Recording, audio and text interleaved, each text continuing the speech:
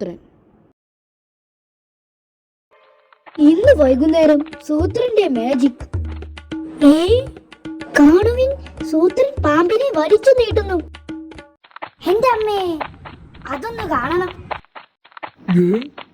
അറിഞ്ഞോ, സൂത്രൻ പാമ്പിനെ വലിച്ചു നീട്ടുന്നു. സത്യം പറ സൂത്ര, താൻ എങ്ങനെയാ ഇത് ചെയ്യാൻ പോണത്? പറയാം.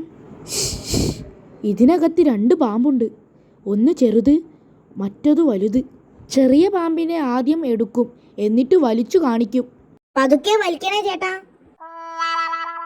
അന്നേരം താൻ കാണാൻ വന്നവരുടെ പിന്നിൽ നിന്ന് ടോ എന്നു ശബ്ദമുണ്ടാക്കണം. സകല മണ്ടന്മാരും പിന്നിലേക്കു തിരിഞ്ഞു നോക്കും. അന്നേരം ഞാൻ ചെറുതിനെ മാറ്റി വലുതിനെ എടുക്കും. തട്ടിപ്പ് പൊളിയുമോ?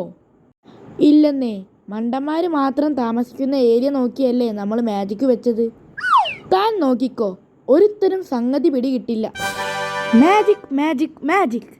ഇതാ, ഈ സുന്ദരനായ ഈ നീർക്കോലിക്കുട്ടിയെ ഞാൻ വലിച്ചു നീട്ടാൻ പോണു. വലിക്കുകയാണ്, വലിച്ചുകൊണ്ടിരിക്കുകയാണ്. ഇപ്പ നീളും. ശബ്ദം. ശേരു പണി പറ്റിച്ചു. പാമ്പിനെ മാറ്റാം. ഇതാ, പാമ്പിന് നീളം കൂടി. കയ്യടി കയ്യടി.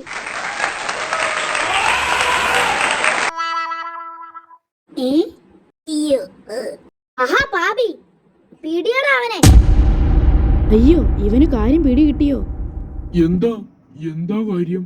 പാമ്പിനെ വലിച്ചു നീട്ടിയതൊക്കെ ശരിയാ, പക്ഷേ ഇവൻ ആ പാവത്തിനെ വലിച്ചു പൊട്ടിച്ചു. ദേ ഒരു കഷ്ണം.